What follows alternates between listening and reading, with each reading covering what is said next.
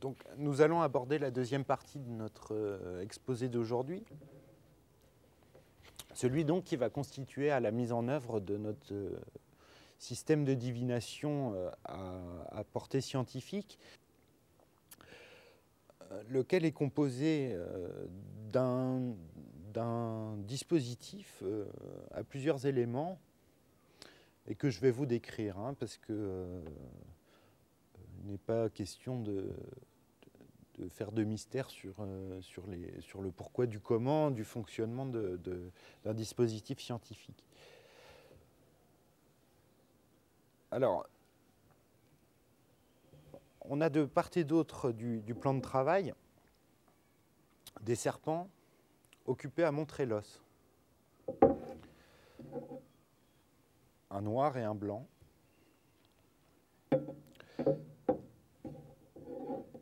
Ils encadrent le dispositif.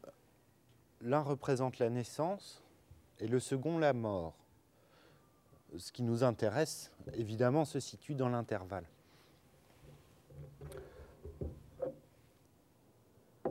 En second lieu, nous avons placé à plat le regard du coyote, qui va constituer un instrument pour voir. Donc, le coyote a un rôle important dans le moi intime. C'est une personnalité commune à beaucoup d'auto-anthropologues.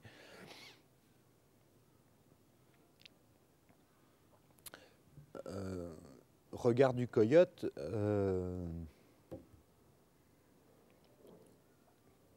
séparé verticalement par un axe. Cet axe étant le carrefour Hobo. When I first started hoboing, boy, I took a freight train to be my friend. Oh Lord. D'autre part, le dispositif de divination nécessite une chouette, que voici. Cette chouette va servir de réceptacle à l'esprit de la chouette qui va être nécessaire à la divination. Cette chouette a la particularité d'être à la fois lucide et en même temps aveugle. Donc, vous voyez que l'un de ses yeux voit et le deuxième ne voit pas.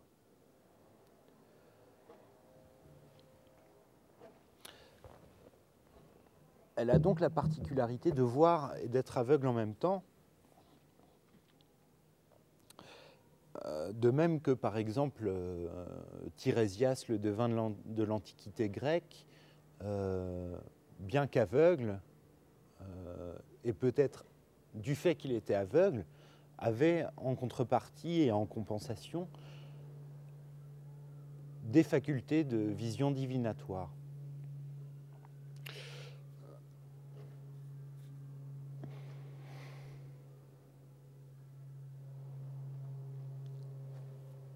Alors, pour que l'esprit de la chouette intègre son contenant,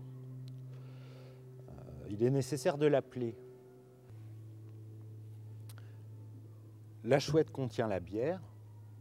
Une fois appelé, l'esprit de la chouette entre dans le contenant et la bière contient l'esprit. En absorbant la bière, j'absorbe l'esprit de la chouette.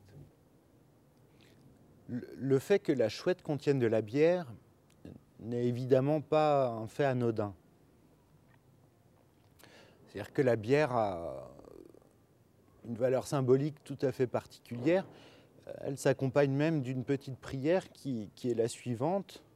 « Ô ce ferment-là, doux amer, doux piquant, à se fendre dans l'oreille, que l'on se perde chez les autres gens,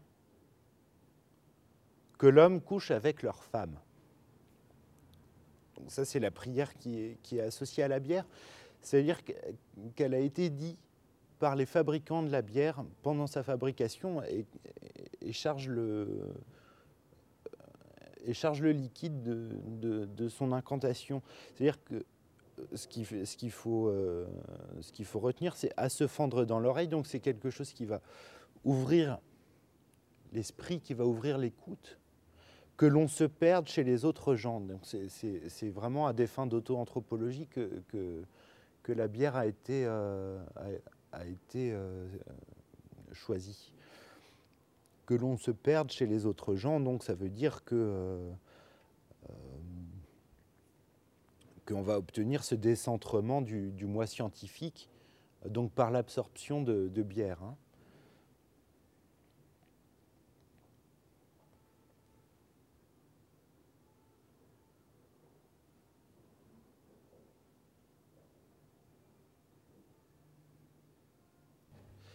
Alors pour rappeler l'esprit de la chouette dans son contenant, il est nécessaire de procéder à des percussions crâniennes.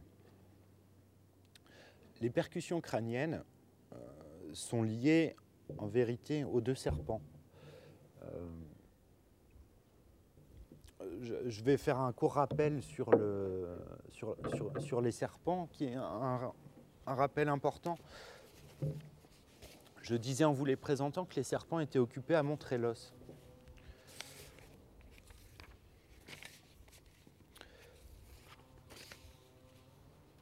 Et Montrelos, comme nous en avons déjà parlé dans nos communications précédentes, Montrelos, c'est que pour exister, il suffit de se laisser être. Mais pour vivre, il faut être quelqu'un. Et pour être quelqu'un, il faut avoir un os, ne pas avoir peur de montrer l'os et de perdre la viande en passant.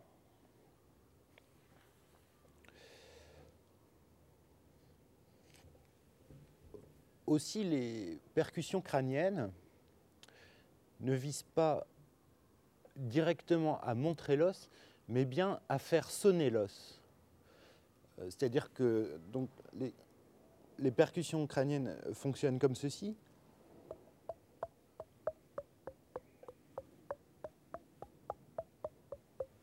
Et dans le cas présent, j'effectue des percussions crâniennes sans outils, mais les percussions crâniennes avec outils sont généralement plus efficaces.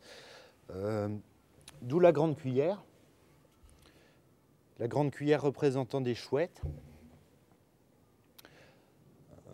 Donc, des chouettes et des hiboux, hein, ce sont des animaux cousins, mais principalement des chouettes. La grande cuillère en question étant conçue spécifiquement pour la percussion crânienne.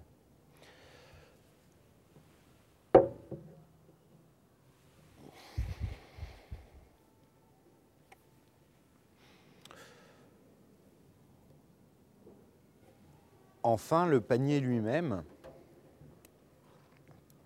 puisqu'il s'agit de divination par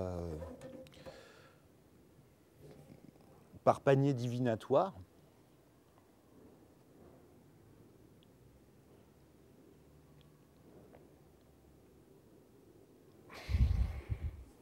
le dispositif du panier divinatoire en lui-même est constitué d'abord d'un socle.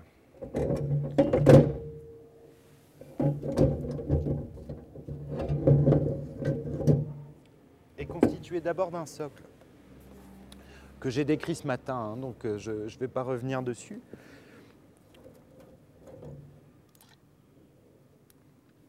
D'un panier, donc un panier qui est une représentation cosmogonique, nord-sud, est-ouest, l'axe du monde, cosmogonie courante, et les objets. Alors, cette diversité d'objets, elle est empruntée à une société étudiée par l'ethnologie. Donc, l'usage du panier divinatoire, conformément aux présupposés méthodologiques de l'auto-anthropologie, se fonde sur le parallèle ethnographique, puisque plusieurs populations d'Afrique centrale ont une méthode de divination et de traitement de l'infortune faisant appel à ce qu'il est de tradition de nommer des paniers divinatoires. Elle a été très développée par les Chokwe. Cette technique s'inscrit dans une conception particulière du monde et de l'homme. Le panier divinatoire Chokwe est appelé Ngombo wa Tsishuka, littéralement divination du panier. Un grand nombre d'objets y sont réunis, jusqu'à une centaine. Appelés Tupele, chargés de symboles, ces objets sont, comme le devin lui-même, habités par l'esprit divination, le Hamba Ngombo. Les pièces du panier forment un véritable microcosme, reflétant maints aspects de la société Chokwe. Elles sont en général de 3 types. Des figurines sculptées dans le bois commandées à un artiste contre rémunération, des objets reçus du maître initiateur, des fragments de plantes, de fruits, des restes d'animaux trouvés dans la brousse. L'ensemble représente le monde, peut-être les hasards du monde. Un certain type sera présent dans les paniers de tous les devins. Un autre, au contraire, sera rare ou exceptionnel. Quelques objets ont une importance capitale, due le plus souvent à leur origine ou à leur histoire. Celui-ci provient de l'initiateur du devin. Celui-là a été acheté cher à un artiste, un autre a été ajouté lors de tel ou tel événement. Quand ils vont consulter le devin, certains savent déjà le résultat avant que le devin n'explique.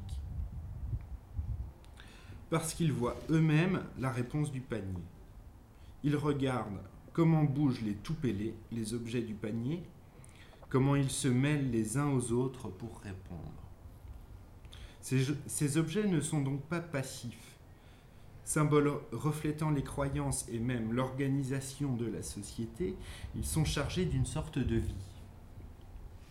Ce sont des émissaires de l'invisible.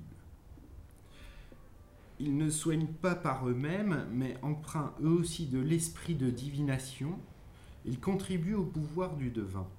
Leurs mouvements, leur position relative et leur nature sacrée révèlent l'origine du mal et permettent aux guérisseurs d'agir. Si ce système de divination a la raideur apparente des clés des songes, puisqu'en théorie il impose un sens absolu, il en a aussi la souplesse. Le praticien considère des arrangements de pièces qui lui permettent une interprétation adaptée à la situation. De même que les spécialistes de l'oniromancie traduisent les éléments du rêve en fonction du contexte. Il échappe ainsi à une explication irrévocable. Et peut-être simplement expliquer que la diversité des objets n'est pas anodine.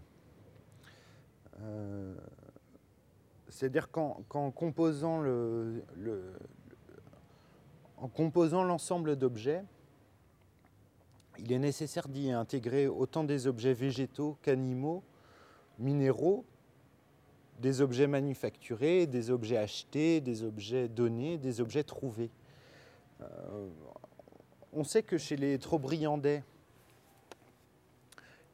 dans le système du don et du contre-don, on pense que l'objet donné contient l'esprit du donneur qui va chercher à rapporter la valeur équivalente à la personne qui avait donné l'objet. La plupart des objets qui sont réunis dans le panier sont des objets qui ont été ramassés et qui ont été choisis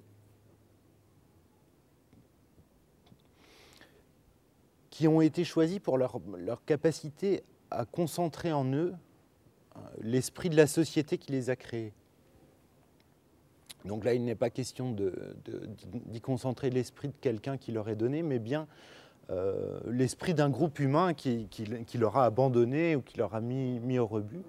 Et c'est pour ces raisons-là qu'ils sont ramassés. Donc quand il s'agit d'objets manufacturés, les objets naturels ont, eux, quant à eux, leur spécificité dont je parlerai plus spécifiquement.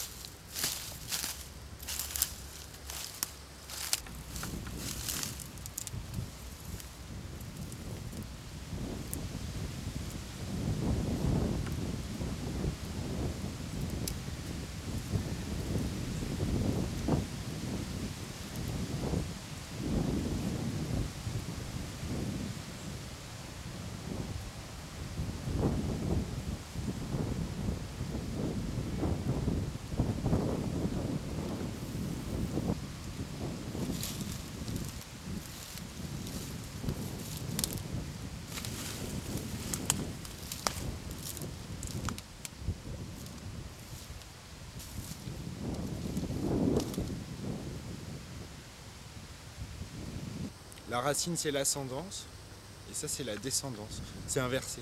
Parce qu'on aurait tendance à penser que la racine est descendante et que la branche est ascendante, mais c'est l'inverse. La branche, c'est la descendance, la racine, l'ascendance.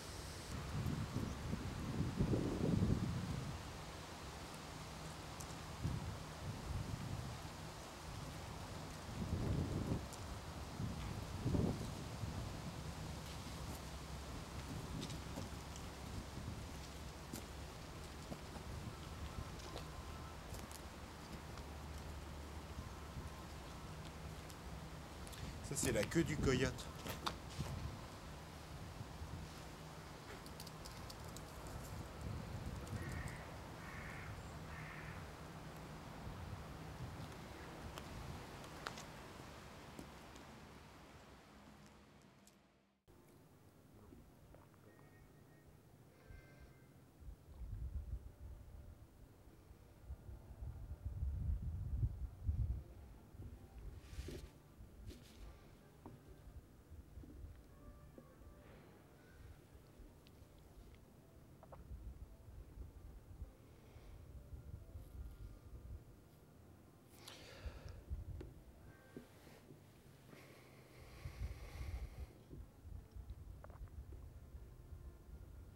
Alors, lorsqu'on appelle l'esprit de la chouette, on sait généralement qu'elle arrive puisqu'elle se manifeste par une chanson. Donc à un certain moment, on entendra la chanson de la chouette et on saura qu'elle est présente dans le contenant, c'est-à-dire dans la bière. Et c'est lorsqu'on entend la chanson de la chouette qu'on sait qu'on peut en absorber le contenu. Donc je vais procéder aux percussions crâniennes afin d'appeler l'esprit de la chouette.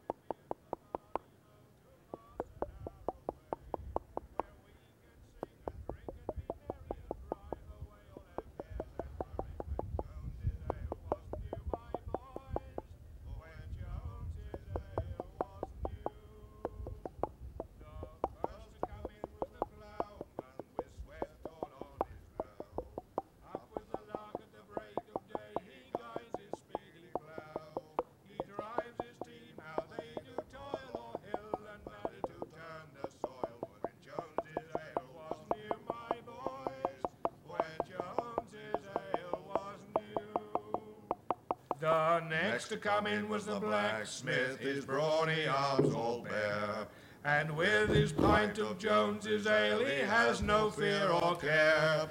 Throughout the day his hammer he's swinging, he sings when he hears his anvil ringing. When Jones's ale was new, my boys, when Jones's ale was new.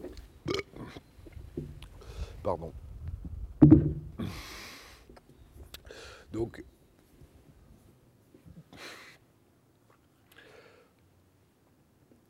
la bière drogue l'esprit du chercheur et le libère de manière à lui permettre de voir et de procéder à la lecture du lancer des objets. Le lancer des objets s'effectue d'une façon relativement simple, puisque dans un monde réellement renversé, le faux est un moment du vrai.